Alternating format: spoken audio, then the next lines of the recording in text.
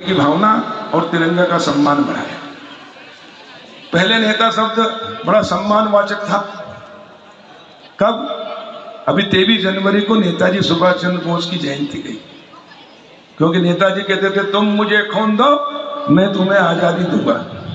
उस समय खून देने की आवश्यकता थी, बलिदान देने की आवश्यकता थी, जेल जाने की आवश्यकता थी, गोली खाने की और फांसी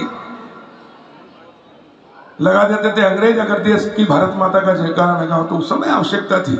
लेकिन आजादी के बाद देश के लिए मरने की आवश्यकता नहीं थी। हमारे सैनिक सीमा पर हमारी सुरक्षा कर रहे हैं। देश के लिए जीने की आवश्यकता थी। वो देश के लिए जीना नहीं सिखाया, क्योंकि जिनके हाथ में नेतृत्व था वो सिर्फ अपने परिवार के लिए जिए, समाज और राष्ट्र के लिए नहीं जिए। लेकिन एक प्रधानमंत्री मिला है नरेंद्र मोदी जी के रूप में हमें, जो देश के लिए जीता है।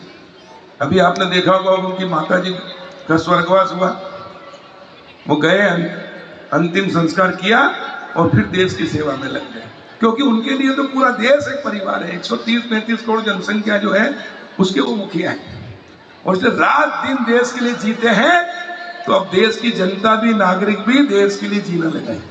जब उन्होंने हाथ में झाड़ू ली तो पूरे देश के लोगों ने झाड़ू लेकर हिंदुस्तान को स्वच्छ कर दिया।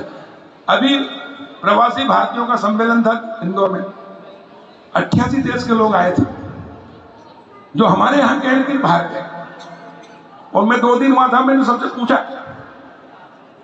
कि आप कब गए? किसी ने कहा 40 साल पहले गए, किसी ने कहा 30 साल पहले गए, किसी ने कहा 20 साल पहले गए।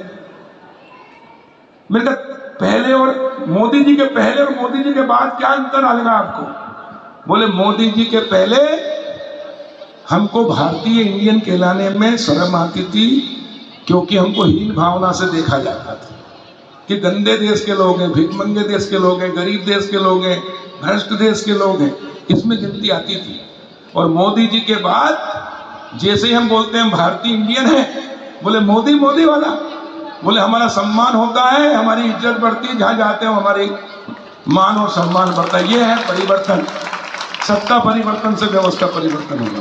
और एक और, अभी रूस और यूक्रेन का युद्ध चल रहा है। हमारे देश के बच्चे, दुनिया के बच्चे भी यूक्रेन में पढ़ते थे, हजारों की संख्या में बेटे बेटियां। और युद्ध हुआ तो बच्चे सब फंस गए, उनकी जान जोखिम में आ गई। लेकिन भारत के प्रधानमंत्री ने रूस के प्रधानमंत्री से, यूक्रेन के वहां के राष्ट्रपति से बात करके कहा कि युद्ध बंद